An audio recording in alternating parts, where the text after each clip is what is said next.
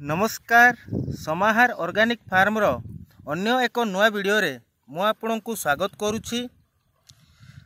जेमिति कि आपण देखि पारुछंती एटा हेउछि गोटे भेंडी गछ। जुलाई मास 6 तारिख दिन लागिथिला। आज हेउछि 18 तारिख। 12 दिनर गछ भल ग्रोथ करिछि। आउ जेमिति कि देखि पारुछंती एटा बेड ऊपर लागिछि। गोटे गछरु अन्य गोटे गछर दूरता 1.5 फुट रखा जाइछि। काहेकि ना वर्षा दिने गछ मानकर साइड ब्रांचेस बाहरे एवं घंच हो जाए। ओरिजिनल रे यह थिला गोटे सजनार बेड। सजना गछ 12 फुट डिस्टेंस रे लगा जाइछि। ओडिसी 3 भेराइटी रो आउ ता साइड रे दुई पार्श्व रे लगा जाइछि भेंडी गछ।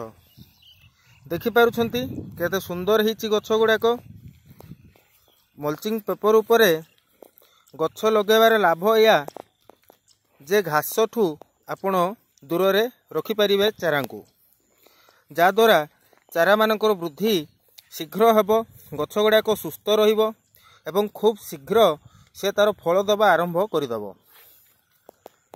नॉर्मली भेंडी गछ 50 रु 55 दिन रे फल दबा आरंभ करती, किंतु आमे एठी हाइब्रिड भेंडी गछ लगेचु फार्मसन कंपनी रो। तेणुकरी आशा करूछु 50 दिन पूर्वरु याटू आमे हार्वेस्टिंग नबा आरंभ करदेबु।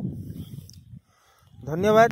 एमिति ही अनेक इंटरेस्टिंग वीडियो आपण देखिया पई जदि इच्छा करूछंती ताहेले आमर यूट्यूब चैनल को सब्सक्राइब करंतु, वीडियोटी को लाइक करंतु एवं निज सांगसाथी मानक सहित शेयर मध्य करंतु। ता सहित गोटे अनुरोध, निज बाड़ी बगीचारे मध्य एमिति